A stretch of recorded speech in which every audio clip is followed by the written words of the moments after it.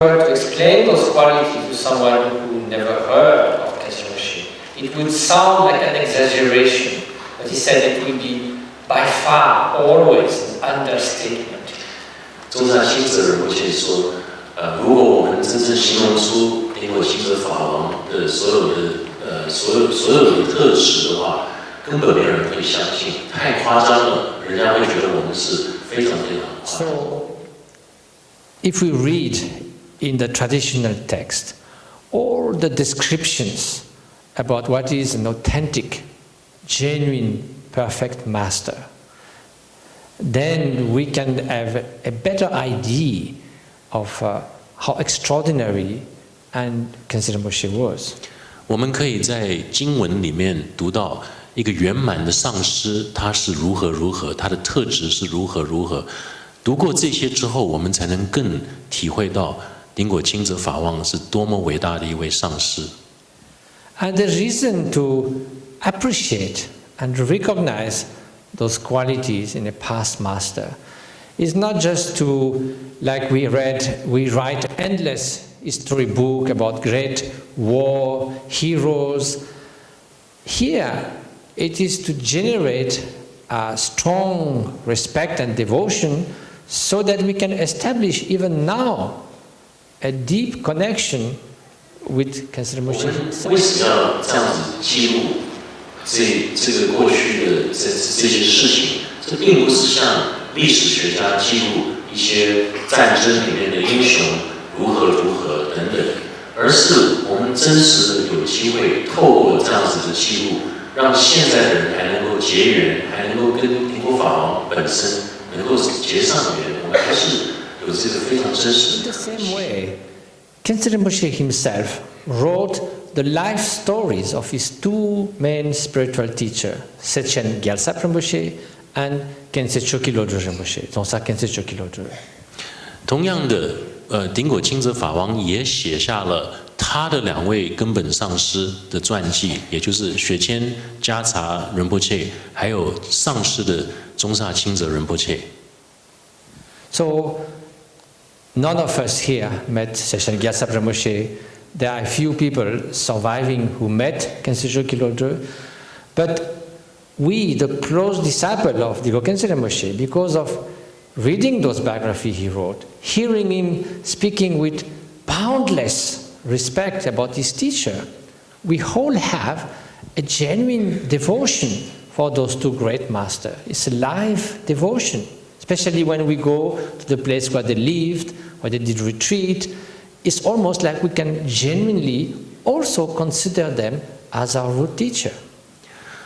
虽然我们都没有机会见过雪谦迦查或者是前世的钦哲仁波切，或许有一些现在非常年长的人有见过前世的这钦哲仁波切，但是呢，透过这两本就是顶果欽哲法王所写的关于他两位根本上师的传记，我们真正的可以读到，我们可以感受到这两位伟大的上师，我们可以心中充满着我们的虔诚心，我们用生命，我们对他们虔诚，我们可以到他们曾经住过的地方，曾经闭关过的地方，我们可以去，然后呢，心中充满了对他们的虔诚，然后这其实同样的就等于是他们也就是我们的老师是一样的。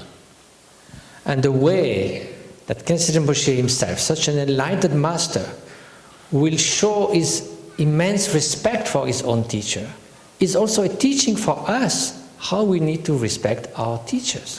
我们看到顶果欽哲法王这么样用无量的虔诚心写下他两位老师的传记，我们同样的可以看到说一位上师他对他自己的老师是这么样子的用心。When we returned, for instance, to Sechen Monastery in the second journey in 1988, Khyentse Rinpoche wanted to spend one night in the place where the hermitage of his teacher stood. There was nothing left. It was a very small hermitage. Now it has been rebuilt, but then there was nothing.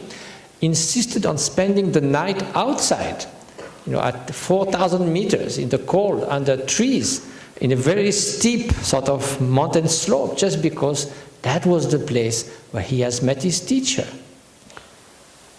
顶果欽哲法王在1988年第2次回到西藏雪谦寺，这个时候，马修说他跟着，然后顶果欽哲法王坚持有一个晚上要露宿在他上师闭关的地方。其实那个地方本来是一个小小的房子，1988年他们去什么都没有，就是一个山坡，没有房子，只有树。顶果欽哲法王愿意在这4000多公尺的寒冷的一个山坡上露宿在星空之下，然后呢，这个没有别的理由，就是一个简单的理由，就是他的老师，这就是他见到他上师的地方。So there are many ideas outside. I mean, in our modern world. About what a spiritual master can be. 现在世界上有很多的想法，说一个真实的一个心灵上师应该有什么样的特质。Nowadays, especially in Europe and North America, if you see in the newspaper the word guru, usually it means something fishy behind that. 今日的欧美，如果你看到 guru 就是上师这个字出现，大家都会存着怀疑的心来对待。That means something really bad is going on. 这表示有很不好的事情要发生。Someone who is manipulating other people's life. 也就是有一种这个所谓的上师在整个在就是用一种方式在操纵别人的生活。So guru in Sanskrit means heavy, and it's supposed to be heavy with spiritual qualities. 梵文里面的 guru， 它的意思是重。重于什么？就是有非常多的心灵特质，所以它很重。But very light about mental poisons. 但是对于心灵的毒，它是非常轻的。So it doesn't mean heavy in terms of someone who is very authoritarian and try to manipulate you. 所以这并不是说这个人的重量，他是非常权威性，然后他要操纵你的人生。It's just the opposite of a spiritual teacher. 这反而是心灵导师的相反。A true spiritual teacher has nothing to gain, nothing to lose in having a few more disciples or not. 以真实的一个心灵上师呢，他多2个弟子，少2个弟子，对他来讲没有任何的差别。He has everything to give and everything to share. 他一切都要分享，他一切都要给出。In ordinary life, what is a wonderful teacher? 在一般的生活中，什么叫一个好老师？ Like a great artist, a mountain climber, an experienced sailor. 好比说一个伟大的艺术家，或者是爬山的、登山的，或者是航海的人。Is someone who has nothing to prove anymore. Anyone knows his skills and his qualities. 这个人不需要证明任何，大家都知道他的特质。But someone who spontaneously will share his wisdom, share his knowledge, guide the next generation into acquiring the same skill. He's not keeping them as something special that no one should get. 但是这个人，好比如果他是完全无条件的奉献他的知识，希望下一代能够学习他能够达到他的这个标准的话，那对他来讲，这个没有什么差别的。So the only hope that this genuine master has is that the disciples will progress on the path of freedom. 一位真实的上师，他唯一的期望就是他的弟子能够真正的学习，真正的在道路上有所进步。Freedom from what? Freedom from ignorance, freedom from hatred, freedom from obsession, from arrogance, from jealousy. That is inner freedom. 他希望他的弟子能够得到自由，能够得到什么样的自由？就是五毒的自由。Then, if of course the person who is supposed to bring you inner freedom is not free, then what's going to happen? It's like a prisoner telling all the people in jail with him, "Hey, let's go out." 如果一个人他其实没有真实的内在自由，他还要带领你去找到内在的自由，这怎么可能？这就像上次在监狱里面的一个人，他说：“走吧，我们大家出去。” Or it's like a beggar who says he's going to give a banquet to 100 other beggars.